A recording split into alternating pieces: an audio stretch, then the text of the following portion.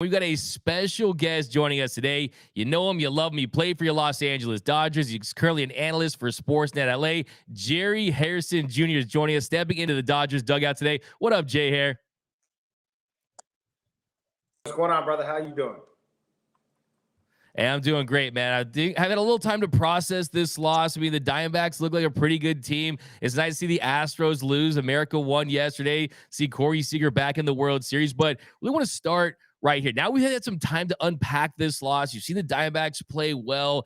Yes, the pitching wasn't there for the Dodgers, but for me, I just still can't wrap my mind around the fact that you're scoring 2 runs a game. This offense was the best in LA Dodgers history. First to score over 900 runs. Freddie Freeman and Mookie Betts, to describe the year they had in one word, it'd be spectacular. I just can't understand how they weren't able to manufacture runs. But what is your take on the offense and their inability to just put runs across in the NLDS?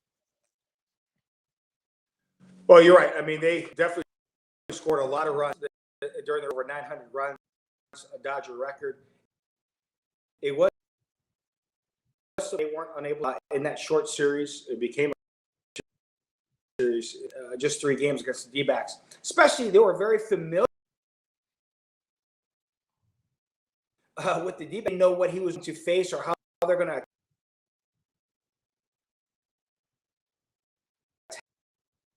attack.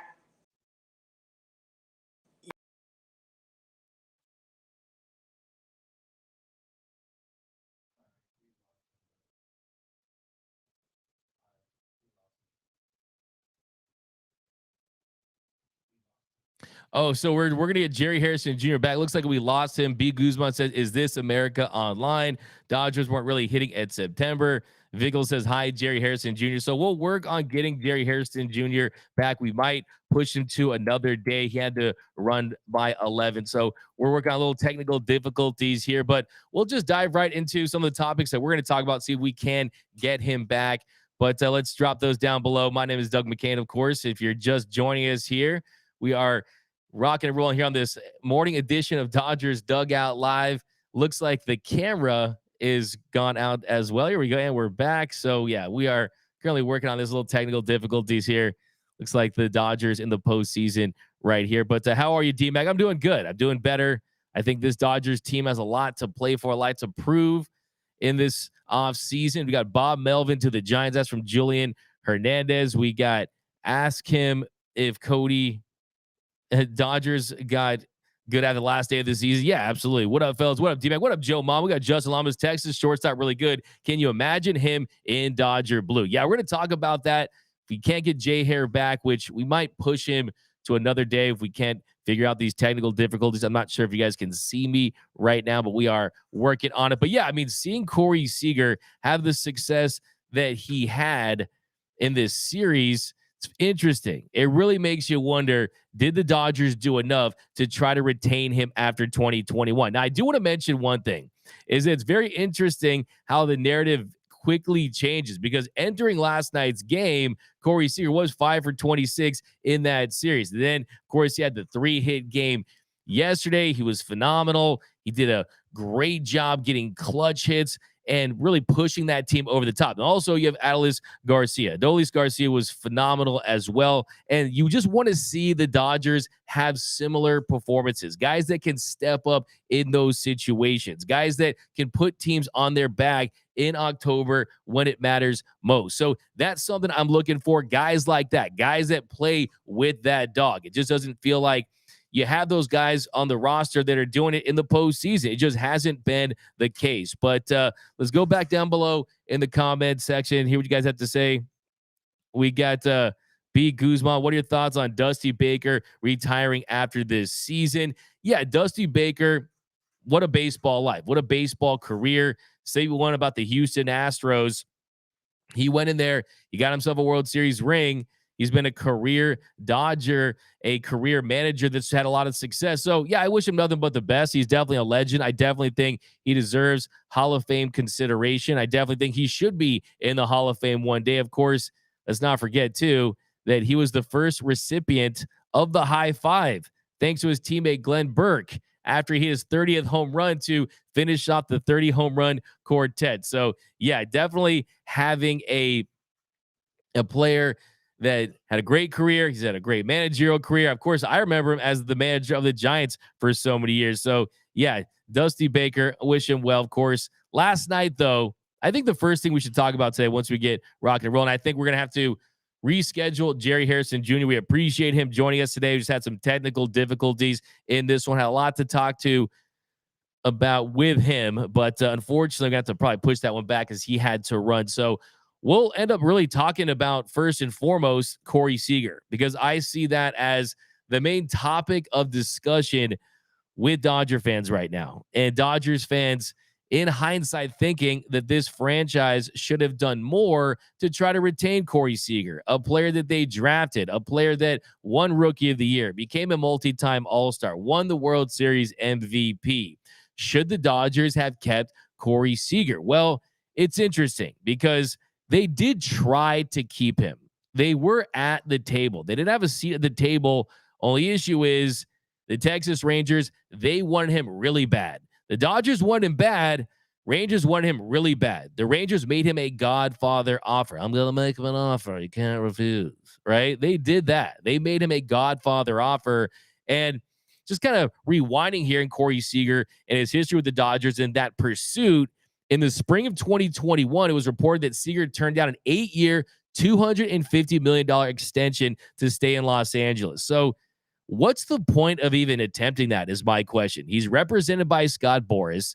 He had come off a World Series MVP. He was still in the prime of his career. And you think for a second he's going to consider signing an 8-year, $250 million contract? In what universe was that going to be the case? That was a low ball offer. And that's something that I want to see change within this organization because it feels like a gigantic waste of time. And you look at the offer they made for Bryce Harper, 4 years, $180 million. That was never going to be signed, especially when you consider they're represented by Scott Boras. So 2021, that $250 million extension, that wasn't going to cut it.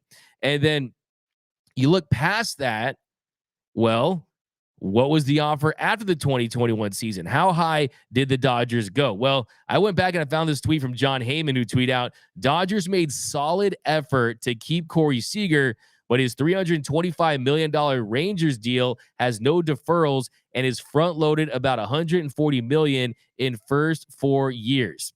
And with no state taxes, the real money gap likely wasn't small. Seager, who will play shortstop with Simeon at second, also took note of Texas in their recent signing. So, one, the word I'm looking at there is solid effort. Solid effort is not going to get it done for elite free agents. That's not going to cut it. If you want the best, you have to pay up. You can't come with these offers that aren't matching other teams, right? And I think it's interesting because you look at what a lot of fans said after he did sign with the Texas Rangers. What they say? They said, Corey Seager, he's signing with the bottom feeder Texas Rangers instead of the Los Angeles Dodgers. Well, now Corey Seager is back in the World Series without the Dodgers, before the Dodgers. And yes, like I told you, it's like the Wolverine meme. I'm looking at my Wolverine, the picture frame meme, just missing my Corey Seager back. And yes, do I feel like a jealous ex-girlfriend? I do, and I am. But the reality is that the Dodgers, they could have kept Corey Seager. They could have kept Corey Seager and signed a Mookie Betts. Even if he wasn't going to play shortstop for the entirety of the contract, you could have moved him to third base, and he still could have been productive. Now, the real reason, though, and look, I'm not an accountant, right? I'm not political, right? But the main reason why Corey Seager, in my opinion, is not on the Los Angeles Dodgers and is currently on the Texas Rangers is that California state tax. Because the California state income tax is 13.3%. That's the highest in the country. So when you look at Seager's payday that he got with the Texas Rangers, $325 million, they have 0% income tax. So for the Dodgers to be able to match the Texas Rangers 10-year, $325 million offer, you'd have to spend close to $400 million. $400 million for 10 years of Corey Seager. And with his injury history, the fact that he didn't love his defense, Maybe that's why you didn't make that Godfather offer. But the reality is, I see a lot of people out there saying, oh, it's Corey Seager's decision, right? He was drafted by the Dodgers. He didn't decide to play in LA, right? He didn't decide to join this organization. He was drafted by them. So there's no telling if Seager wanted to be a Dodger forever, right? There's no telling if he liked it in LA. Maybe he doesn't like LA traffic. Maybe he doesn't like the beach here in LA, right? Maybe he wanted to play for a different franchise. But the reality is the Dodgers didn't go above and beyond to retain Corey Seager. They didn't give him a Godfather offer. They didn't go all out. The Rangers went all out. They made him an offer he couldn't refuse. They paid him $325 million over 10 years. And now they're going to the World Series. And now you combine the aggressive mindset in the pursuit of free agents and key players at the trade deadline. The Texas Rangers are on their way to possibly be going from a 100-loss team a few years ago. They lost 100 games a few years ago, and now they're on the cusp of possibly winning a World Series title. So you got to give them a lot of credit. So it's interesting. I don't think that the Dodgers did enough to retain Corey Seager. I personally don't believe they did. And this is from Jorge Castillo of the LA Times, and he had some really good intel about the Corey Seager contract situation. He wrote, offensively, the Dodgers wanted Seager to stay long before he hit free agency. They offered him an 8-year, $250 million contract during spring training this year. They were among the teams vying for his services as a free agent once the season ended. Ultimately, they weren't close to meeting the Rangers' extravagant offer of $325 million over 10 years, according to people with knowledge of the situation. So there, the operative words are, they weren't even close. So the Dodgers were never close. They did not make an aggressive offer for Corey Seager, and he has been a fantastic player for the Texas Rangers, and he's someone that's had a lot of success already. And I also see people out there saying Corey Seager's had 2 good postseason runs in 8 years. 2 good postseason runs in 8 years. Okay, that's fine. I'll give you that. If you look at his postseason history, he was the guy that couldn't come through. He was the guy that was ice cold when it mattered most, and he couldn't swing the bat, right? If you look at 2015 in the DS, had the home runs, or in 2016, had the 2 home runs, hit 130. You look at the World Series, had the go-ahead home run there in Game 2. They lose that series. He hit 273. He end up hitting in that World Series. He ended up 661 OPS. So look, yes, he's only had 2 elite postseasons. But if you can tell me that 2 of those elite postseasons will lead to pieces of metal, I'll sign up for that every single day. This is a World Series. This is a franchise that hasn't won a full season World Series since 1988, right? So if you can guarantee me 2 World Series titles out of that, I'll gladly take 2 elite postseasons out of 8. Because look, what this tells you is that guess what? Great players are going to struggle. Great players are going to have down series. Look at last night. What do we see? Another team that failed to repeat in the Houston Astros. It is impossible to win back-to-back World Series titles. Winning a championship in baseball is harder than winning a Super Bowl in the NFL. It's harder than winning a Larry O'Brien trophy in the NBA. It is a very difficult thing to do, to win a World Series trophy, because every year is so different. The volatility of hitters, players having good years, players having bad years, up years, down years, injuries.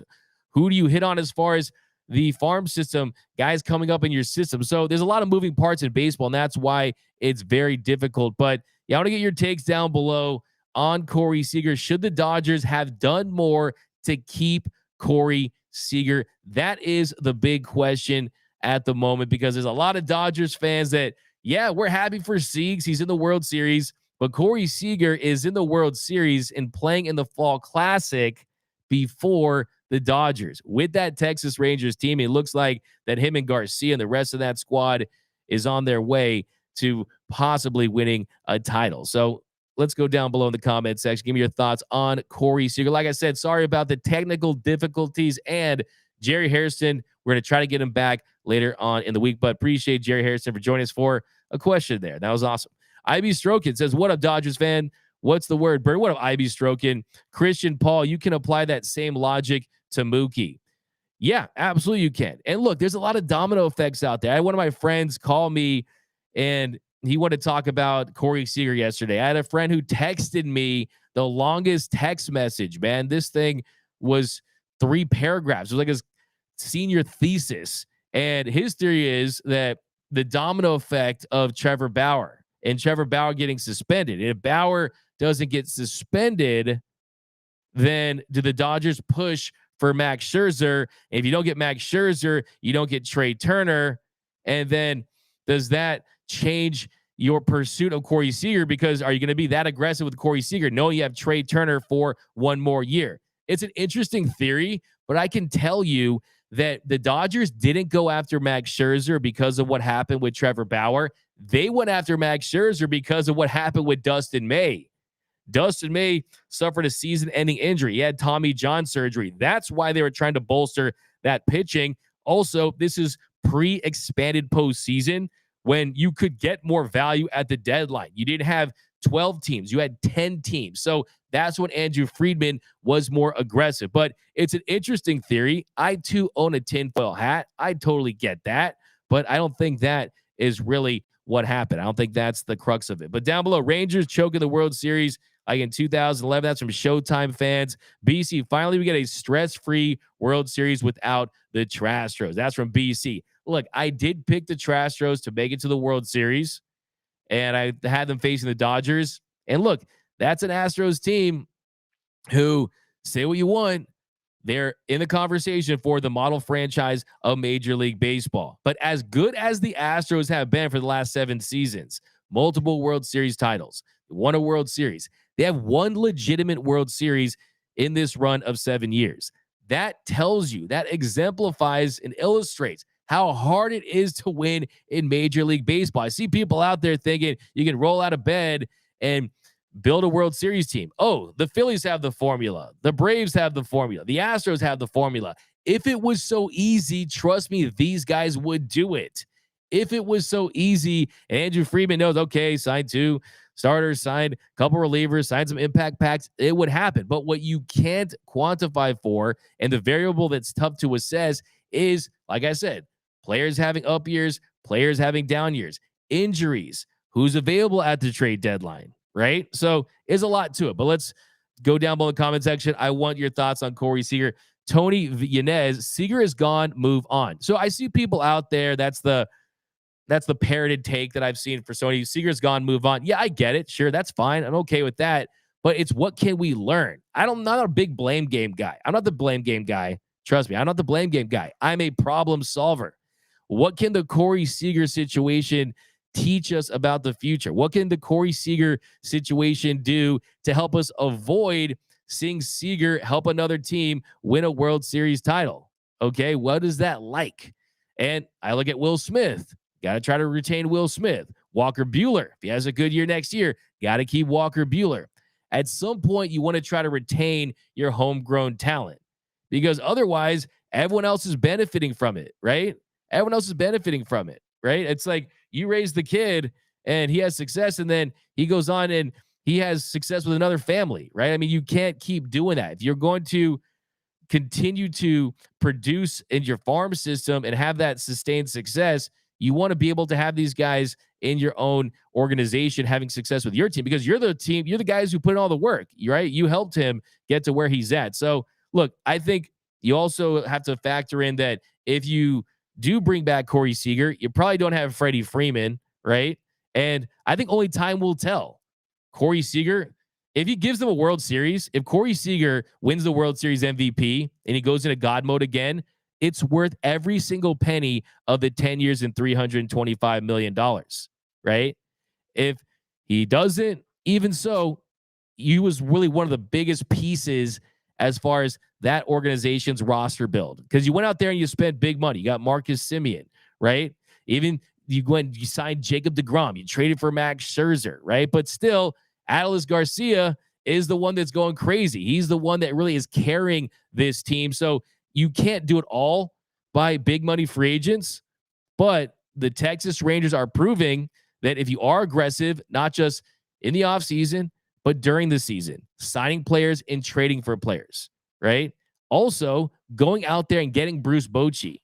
Now, I still think Dave Roberts is good enough as a manager to lead a healthy Dodgers team with a couple tweaks to the roster to a World Series title. I still believe that. I still believe that teams will be lining up around the block to sign Dave Roberts as their manager if the Dodgers fired him. But seeing Bruce Bochy, who is literally managing T-ball in the last 3 years, managing T-ball at a Major League Baseball, this guy comes back into the game, and in his very first year, he leads this Texas Rangers team, a team that had to play in a wild card series, a team that had to beat the Rays in this first round, to lead them to a World Series appearance in his first year. Hey, you know what they say? Winners win. And Bruce Bochy is most certainly a winner. Also, too, what have Dodgers fans said last couple of weeks? We want the rah-rah manager. Give me Tommy Lasorda. Give me the manager that can flip over the table and give the win one for the Gippers speech. Where's that manager? Bruce Bochy isn't that guy. He's really even keel, right? He's made some bad decisions during this postseason run.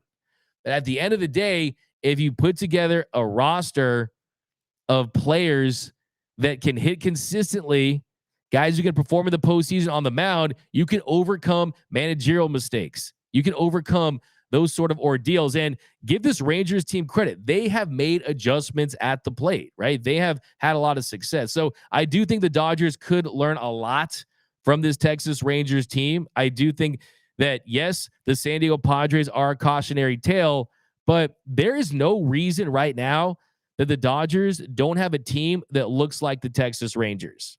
There's no reason why right now why the Dodgers weren't more aggressive. Now, what happened this year was bad. They were decimated by injuries. You lose your entire starting rotation. The bullpen was bad to start the year. The offense was fantastic. And what happened with Julio Urias came after the deadline. So I can understand not pushing all those chips into the middle of the table this year. I think you could make the case that, yeah, even in your reset, rebuild year, you overachieved and won 100 games. What I don't understand is why they weren't aggressive like this Rangers team in 2022, when you still had Trey Turner, you still had enough pieces, and you won 111 games, and you had Freddie Freeman and Mookie Betts in their primes. So that to me is the big question. I do think this Dodgers team needs to take a page out of the Texas Rangers book and be more aggressive this offseason. And I have a question for you. If the Dodgers go out there and sign Yamamoto, who I dropped a video, I did an episode from the house yesterday, kind of sick right now. This is my MJ flu game, right? I'm dropping 38 game 5 of the 1997 NBA Finals, right? Noel's going to carry me off. He's going to be my Pippin, right? But this team, this organization, they have a lot to prove. I've already said it's a legacy offseason for Andrew Friedman. My question to you, though, is you look at the decision to not be more aggressive with Corey Seager. We went into the factors as to why that never happened. You go into the decision to not be aggressive last offseason, right? If you do sign Shohei Ohtani, if you do sign Yamamoto, does that make you forget what happened last couple years? Is that the Men in Black flasher what just makes you forget everything, right? Is that how it's going to be? Because I think, yes, it's possible. There's no doubt about it that they need to make a big swing move, a big swing signing to re-energize the fan base based on the fact that you won 211 games the last 2 seasons and have exactly one postseason win to show for it. This team, there's really no other way to slice it. They just have not shown up offensively in the last 2 years. I do think that that's mandatory. That is a non-negotiable at this point, that you have to go out there and spend some big money. But is whatever they do this offseason enough to overcome what they didn't do last 2 seasons when you still had Mookie and Freddie in their primes? Because I got news for you. They're stuck with Mookie Betts, right? Mookie Betts is on a 12-year, $365 million contract. He has deferrals and this and that, and you could probably move him, but you're not. It's not going to happen. Freddie Freeman, you have him for 4 more years, right? If you bring in talent and Mookie and Freddie, they start to slide, and we know that Father of Time is undefeated, they're not getting any younger. If they fall out of their primes and you bring in guys It's not the same. That's why for me, I was all about maximizing the primes of Mookie and Freddie Freeman. And I feel like this organization said to themselves, okay, we have some equity in the fact that we won the 2020 World Series. We want Shohei Ohtani. We want these big name free agents as possibilities. But that's an interesting thought. And I have some changes too that I want to see in this organization. That's coming up next year. But I want to read some of these comments here because you guys appreciate you down below. Smash that like button for DMAC. What up, Diane Schroeder? Always rock with us. Boomer Assassin. How do we like Craig Crumble now? Yeah, interesting. Craig Crumble has had his ups and downs. There's no question about that. He didn't make the postseason roster. William, only for the Dodgers last year. William, only because of the incompetence of Dave Roberts. Steve May, did you see Arizona bunt up by 5 in the 7th yesterday? Roberts is exposed. Torrey crushed him. Zona was stealing bases on us like crazy. Yeah, this Diamondbacks team, you see Marte, the streak that he's on. You see the approach they have offensively. Guys are just hitting. Some guys just can't handle the postseason. The problem with the Dodgers is this, and I thought long and hard about this, is that they don't have a plan B. If their approach doesn't work and they're not slugging, they don't have a plan B. You don't see the in-game adjustments that we've seen with the Arizona Diamondbacks, that we've seen with the Texas Rangers. Their offensive approach is like driving around without a spare tire. If they go flat, they're stuck. They have nowhere to go, nothing to do. You see them get overpowered by better pitching, and that's why I think one thing I need to see this offseason. So we'll get into my changes. A big change I want to see this offseason is this Dodgers team needs more production towards the bottom of the lineup. You need someone that can come through other than Mookie Betts and Freddie Freeman and Will Smith and Max Muncy. This year, you had Kike Hernandez, who when he got his opportunities, he made the most out of them. Chris Taylor put together some good at-bats. But if you guys remember, what happened in 2018? Remember Yasiel Puig, the great Yasiel Puig, Puig mania for life? Yasiel Puig, in that series in 2018, he was great against the Brewers in the NLCS. He was fantastic, and he was batting there in the 7th hole, had an 855 OPS, batting mostly there in the 7th spot. So where are the Yasiel Puigs, right? The Chris Taylors, the Kike Hernandezes. When the Dodgers have success in the postseason, it's usually when a guy like Kike has a 3-home run game against the Chicago Cubs. A guy like Chris Taylor has a big game. A Jock Peterson, right? A more complete lineup. And I think the issue that the Dodgers have is they have a offense that's reliant on a player in Mookie Betts that has been mostly a no-show for the last 2 postseason runs. And you just cannot have that because it's not sustainable. If he's having a bad series, you're not going to score very many runs. And that is an issue for this team. Make no mistake about it. One thing this organization needs to do when they're taking a long, hard look in the mirror this offseason is asking themselves how much stress, how much of a load on Mookie Betts do you want to have? Do you want to have him be the guy? And I don't think you can have Mookie be the guy on this team in the postseason just because the last couple of years, he just hasn't been able to have that success. I mean, if you look at the postseason with the Dodgers, when Mookie has scored a run since he's been in LA, they're 13-4, a 765 win percentage. When he doesn't score a run, they're 7-13, a 350 win percentage. So I think this offense is too Mookie Betts reliant. We'll also say Freddie's been great. There's no doubt about that. Great duo. They went from the dynamic duo to the anemic duo in the postseason.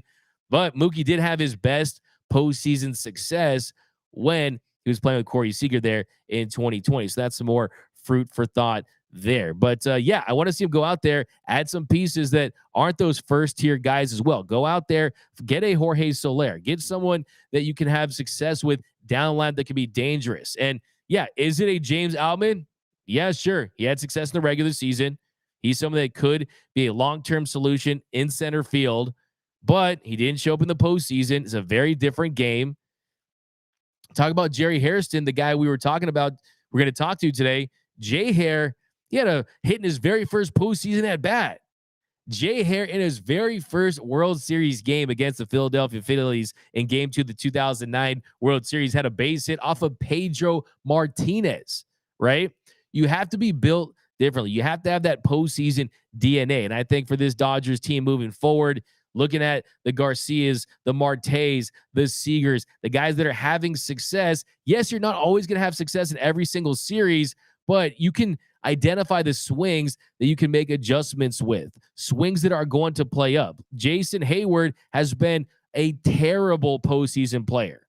Bring my facts to the fight. A sub 500 OPS. He's been awful in the postseason.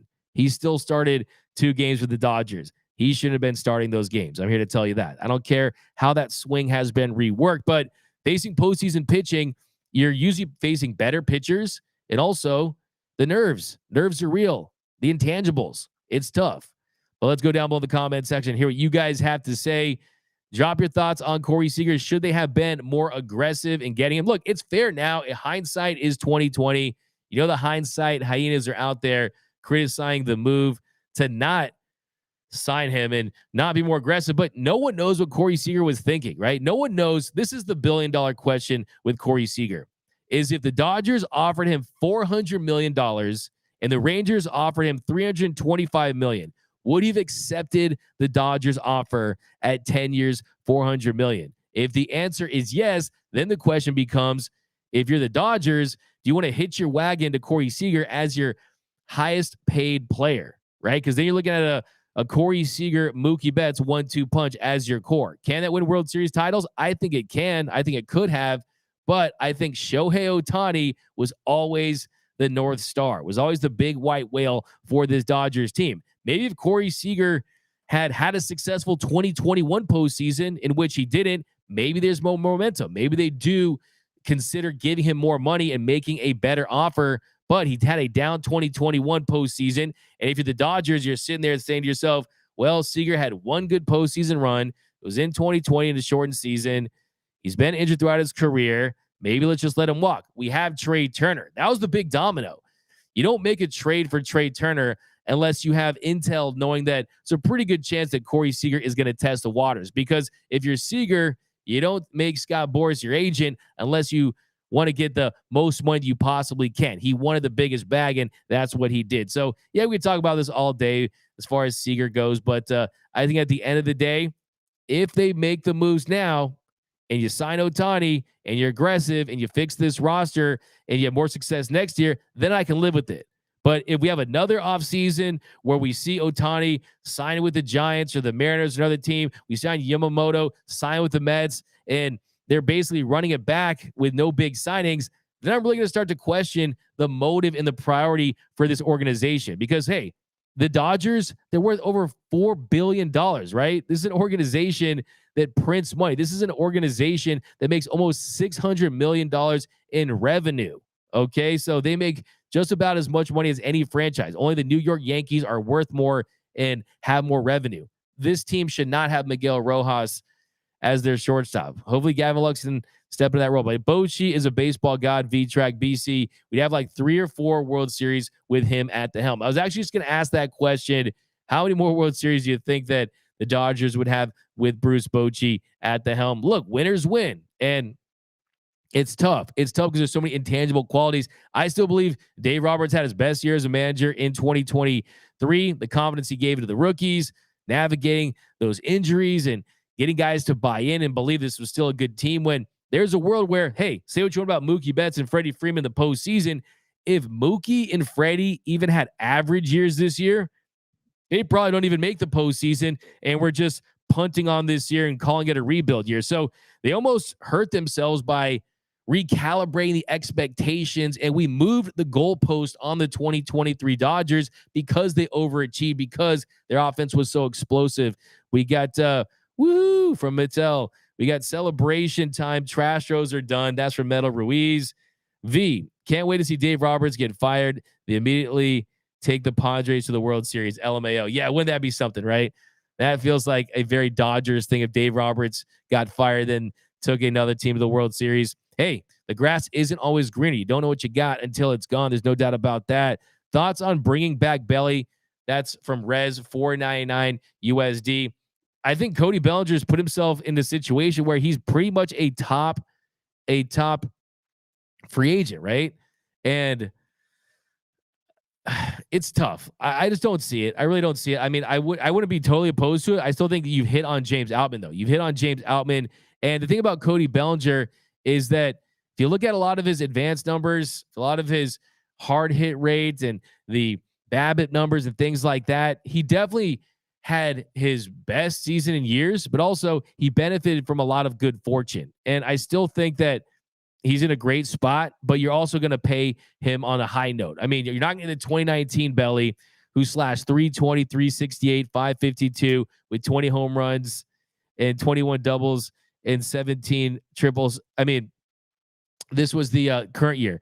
I mean, 320 and 368, 552 with 20 home runs and 21 doubles. Compare that to that 2019 year where he hit those 47 dingers. You're not going to see that again, but you're going to see a much better version of Cody Bellinger and much more consistent, because when he was with the Dodgers in 2021 and 2022, the issue was that strikeout rate. It was all the way up to 27.1%. But this year, the biggest difference in Cody Bellinger this season is the strikeout rate has dropped from 27.1% to 15.5%. So that's impressive. That shows you he's going for a contact approach. He's not trying to swing for the fences. And I find it interesting that you get with another team and that immediately becomes your approach. Does that point to a Dodger issue, right? Is that the symptom? Because there's symptoms that this Dodgers team has. And it feels like, for the most part, guys play better when they're in LA. Last couple of years, starting to feel like you're seeing more success with teams in other organizations. And Bellinger was in a position where you're further removed from that shoulder injury. You're in a contract year. He had all the incentive in the world to have success and try to bring back his name and become an elite free agent, and give him credit. He did just that. Now, I will say, though, like I said, the reason why it's a no from me is he's going to get a big contract, right? He's might even stay in Chicago, right? Might even stay in Chicago, right? But still, if you look at how hard he's hitting the ball, he's averaging 87.2 miles per hour off the bat. It's 4 miles slower than his MVP season. And if you look at 45.6% of his batted balls that year had a 95 mile per hour exit velocity. And this year, that's at 30.8%. So I'm kind of doing this on the fly here, but you're talking about 45.6%, 95 miles per hour off the bat, batted balls down to 30.8% in 2023. So he's a different hitter. I mean, he's going to get the qualifying offer. He's going to reject that. You're going to have teams out there that will look at that MVP Belly season and wonder if they can get glimpses of that. And he's a good player. Cody Bellinger is a really good player. You guys know I was the biggest Belly Ever there was. Love the guy.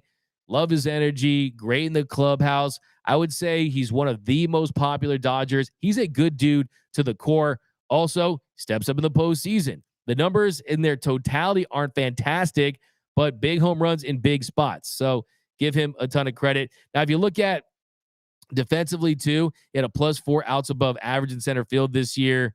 So he's definitely still one of the better outfielders in the game. He brings some versatility.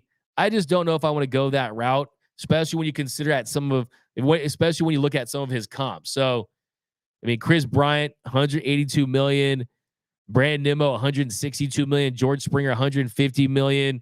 So do you really want to give $150+ million to Cody Bellinger when you have James Outman, who's still pre-arbitration and has proven to be an above average outfielder? So the Dodgers do need another outfielder, but I just don't think the Cody Bellinger signing makes sense. If the Dodgers sign Cody Bellinger this offseason, that's not something that makes you, oh, we're back, baby. We're going to go win the World Series. We're serious. We're aggressive. We've learned from our mistakes. It's on. Revenge season. No, it would be a good signing if you get him at the right price, but he's not someone that I think moves the needle enough offensively to say he's the answer. He's the missing piece. But give me your thoughts on Cody Bellinger down below in the comment section. We got Nola out there. You want Austin Nola? Roy Estrada, need to see D-backs beat Phillies, then a special World Series. We got so stuck with Dookie. That's from Boomer Sass. What up, Boomer Sass? What Nando 390? Padres got rid of Melvin. Why can't we get rid of Dave Roberts? Dando 390. Look, it's a fair question. It's a fair question, but I would say to that, this wasn't the year to get rid of Dave Roberts. And they gave him that 3-year extension. He's paid over $6 million. He's someone that, if you look at his entire resume as a manager, he's had a ton of success. I will say that if they sign Ohtani, if you fortify this rotation and you stay healthy and you get balanced in the first round next year, I don't care about his intangibles. I don't care about the regular season. Next year would be the year that you have to move on from Dave Roberts if he can't get it done. I don't know if he has pictures of Andrew Friedman, the organization, golfing with the devil or something. I don't know what it is, but he's been able to keep that job and he's had a lot of success. I still think he's a good manager, but next year is the year where if you can't get it done, if they have a stacked roster and they're healthy, then I think it does become, hey, maybe you just need a new voice. Maybe you just need a change for the sake of change, because that's a drop in the bucket. His contract is a drop in the bucket for this Dodgers team. But on the flip side, I mean, look, here's the question. If Dave Roberts was the manager of the Rangers this year, what kind of a difference would that make? I've spoken to players that tell me that the manager means a lot. You just know how to press certain buttons with certain players. Some guys, you got to be the motivator. Some guys, you got to go tell them, hey, I need a base hit. I need you to step it up. Some guys, you got to just be a little more understanding about the way they go about things and not be as tough as a manager. But I think at the end of the day, doesn't matter who they have as the manager for the Dodgers. If you go in that interview, I don't think if Bruce Bochy went and had an interview with Andrew Friedman, I don't think that he would have accepted that job. I truly don't believe that. I don't think Bruce Bochy would be on board with the Dodgers style where it's about executing the game plan and the strategies of the front office. And it's collaborative. There's no doubt about it, but it's collaborative. Look, just look at the NLDS. Dave Roberts, he was at the hotel with the organization making the lineup, right? I mean, it's a big think tank, a collective effort. So if you want an old school manager, it'd be tough to see them accepting that job, because old school managers, they're going to manage. You stay the bleep out of their way. We got Jock Peterson was an October hitter, but he got, okay, that was mean. Hector Roberts needs to go. He plays everyone, even pitchers, too much. They are gassed by the postseason. Hello, Mr. Samran. We got some comments up top here. Mark Johnson, I don't think Belly wants to come back to LA at the moment anyway. Yeah, it's a good question. Everyone just assumes people want to be in LA. Everyone just assumes they want to play for the Dodgers. I mean, the Dodgers are a great model organization. I think it makes a ton of sense for a lot of players, but these guys have options. It's called free agency, and you only get free agency once, possibly twice in your career. So you have to make sure you love the city, you love the organization, you trust the front office. If I'm Cody Bellinger, I would say F the Dodgers. Why the hell would I want to be on the Dodgers? They didn't believe in Belly. They said, we're not going to pick up that. We're going to non-tender you, right? They did not believe in Belly. And yes, Belly had some down years, but if his shoulder isn't hurt, he's not going to put up numbers that bad. That's the reality. Go ask Matt Kemp. Go ask Adrian Gonzalez. Go ask anyone who's had a shoulder injury. It doesn't take 1 year. It usually takes 2 years, sometimes 3. So, yeah, I wouldn't want to come back to the Dodgers if I was Cody Bellinger. I definitely wouldn't. I mean, at the end of the day, he's Scott Boras. If the Dodgers offered him 1 penny more than another team, he'd probably go with the Dodgers, guys. At the end of the day, it's all about the money for a lot of players. But William Muncy, can we do any better than this guy? That's from William. Absolutely, you can. The question is the value there? $14 million for a guy who hits 36 home runs, gives you over 100 RBI.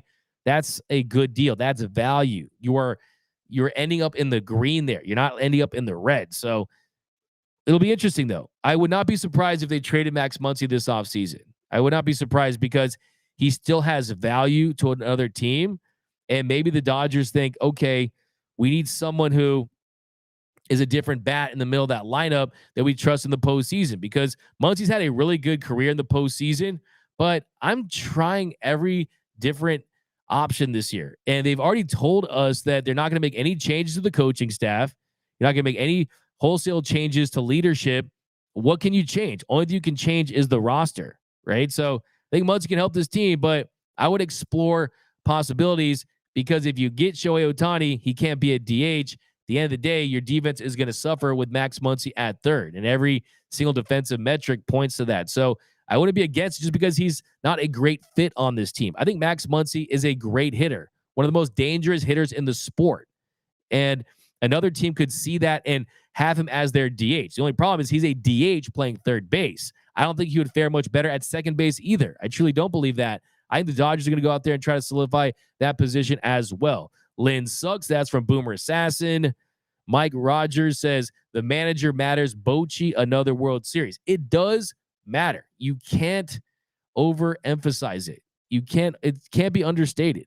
The slugging while striking out era is winding down. Mr. Summer, I've been screaming that. I've been pounding that drum for months now, for years now, actually. I mean, what have I said? The Dodgers offensive approach, they're BlackBerry in an iPhone world.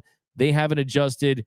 I would have changed the hitting coaches, even though all these guys have their own hitting coaches and they have their own approaches, just for the sake of change, just for the message that I want to send to my players. I would have brought in a new innovative hitting coach that emphasizes putting the ball in play more and a hybrid approach of having guys be able to slug, but also put the ball in play. I think that is the big key. Because like I said, no adjustments for this Dodgers team. Driving around without a spare tire. Gavin Lux will be a big help in the bottom of the lineup. That's from Julian. That's a great point. And that's something that I was going to talk about later this week. And there's no doubt about that. If they can get anything close to a 300 hitter out of Gavin Lux, we saw it pay dividends in 2021. He had the big base hit in Game 5 of the NLDS against the Giants. So he's proven to be a clutch hitter at times. And yeah, his success is going to go a long way to determining the long-term solution at that shortstop position. But Ohtani equals the guy. Back-to-back Nate. Yeah, there's no doubt about it. I mean, we could talk about it until we're Dodger blue in the face. Shohei Ohtani would change this team. Shohei Ohtani is someone that offensively takes some pressure off of Mookie Betts, takes some pressure off of Freddie Freeman. He's hungry. He brings a different energy. He's a competitor. How many times, look, Shohei Ohtani, how many times after the trade deadline when the Angels started their tailspin, how many times did we see him in the dugout looking miserable? He wanted to be out of there. He was so frustrated. He hates losing. He hated losing in Anaheim's. You can see it on his face, right? How many times have we seen that with Dodgers players? Yeah, sometimes they can look stoic. It's understandable. How many times have we truly seen them look very upset? Look, it could be the fact that Freddie has a World Series. Mookie has a World Series. Some of these guys have had a ton of success. Ohtani doesn't have a postseason win, let alone a World Series. So I definitely think that's a big factor for me. I'd be struggling. D-Mac, in your opinion, is Van Scoyoc an issue with our bats? Almost feels like this is Jeopardy style, where I'm reading the answer before the question, because I just talked about that right now. And I do think, look, RVS, he's great at what he does, just as JD Martinez. JD Martinez loves him some RVS. He's a very talented hitting coach. And to be honest with you, it's more about signing or trading for players that you want to hit like you wanted to hit, right? Signing players that have an approach that you want, because all these guys at this level, for the most part, they are what they are. They're not changing their stripes at the big league level because of what a hitting coach is going to tell them. But I will say, even if it's a 5 to 10% change, even if it's an intangible quality of going up to guys and making in-game adjustments, that's what I'm looking at. Who's the hitting coach out there that can realize that, okay, Max Muncy is flailing at pitches out of the zone. Mookie Betts is swinging at pitchers' pitches. Freddie Freeman is taking strike 3 with runners on the corner in a key inning that's really determining the series. Who is the hitting coach that can go over right away, identify what the pitcher is doing, go to the hitter, and giving them some in-game adjustments on the fly? Because it just does not feel like this team makes the requisite in-game adjustments. It feels like if a hitter's going 0 for 4, you see the same at bat 4 times, right? You're not seeing a 2-strike approach. You're not seeing them shorten their stroke a little bit. Look at Corey Seager, knob to the baseball, right? You just don't see that with his Dodgers team. And I definitely think that it's philosophical. I think it's cultural. And I think you have to get to the root of it. And they haven't done that. That's what makes it so frustrating about this organization is they keep just absolutely not showing up and, pissing down the side of their leg in the postseason. But they're the everything is fine dog in the fire drinking the coffee saying it's fine. It is not fine. And until they accept that and make some adjustments, I think it's going to be the same problem. But Dustin says Mookie and Freddie are more Robin than Batman. The Dodgers need a Batman. Look, I disagree with that to a degree just because Freddie's had a lot of success in the postseason. Mookie has had his series. But I do think at this stage of their careers, I could see that. I could see why you need someone that is going to be your Bryce Harper. Everyone get the F out of the way. Give me the bat. I'll do this myself. So I don't totally disagree with that. So we're going to rock with some comments here, do some rapid fire, and then we will let you guys enjoy the rest of your Tuesday. And we'll be back with you guys again tomorrow. We got JP Hornstra, Dodgers insider JP Hornstra on the show tomorrow. Fellow UCLA Bruins, shout out to him. But yeah, he's going to be on the show tomorrow. Cannot wait to get him. We're going to talk roster, top player movement. So be sure to tune in for that one early tomorrow. We'll try to work out these technical difficulties, and we'll join you guys tomorrow. We got a couple more here. We got William, way too many injuries, way too many. Yeah, look, William, at some point, the injuries I don't know who has a voodoo doll of these teams, of these players out there. It's probably a Padres fan living in his mom's basement or something. But yeah, at some point last year, the injuries were so tough to overcome. It's not like they didn't try to trade for Eduardo Rodriguez. It's not like they didn't try to trade for Max Scherzer. Dylan Cease, we don't know how much he was going to cost. Sometimes the stars just don't align, and it's a reshuffling the furniture on the Titanic situation where if you even make a move, will it set you back in the future? But like I said, I still can't defend what they did in 2022 by not going out there and being more aggressive. You could have gotten I like that. I got Jam says, this is my comment of this. My Dodgers Nation comment of the show.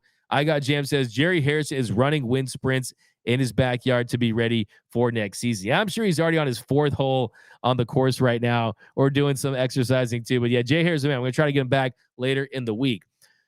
Uzi Carter says, Batman, they need a Superman. It's baseball, though. This is the sport where the superstar impacts the game the least, right? You get 4 or 5 at-bats. You can pitch around that player, right? You need a roster. You give me the 7th guy, the 8th guy.